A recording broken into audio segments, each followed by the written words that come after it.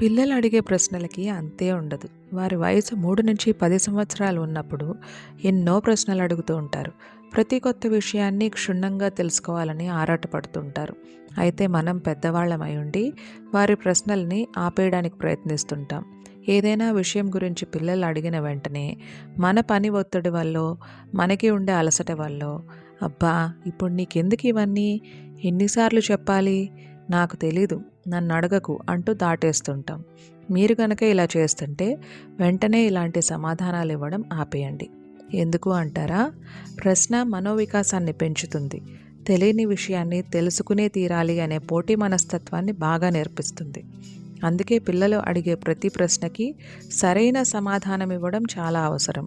పసివారిలో ఉండే ఆతృతని సరైన మార్గంలో పెట్టగలిగితే వారి జిజ్ఞాసకి ఊపిరి పోసినట్టే. మంచి విషయాలు నేర్చుకోవడం అలవాటు చేస్తే వారు ఉన్నత శిఖరాలు అధిరోహిస్తారు. ఓపిక తెచ్చుకుని పిల్లలకి సమాధానం ఇవ్వండి. వారి చుట్టూ ఉండే పరిస్థితులకి దగ్గరగా ఉండేలా, వారికి చక్కగా అర్థమయ్యేలా, వారిలో మంచి చెడుల విచక్షణ పెరిగేలా సమాధానం ఇవ్వండి. ప్రశ్నని ఆపకండి.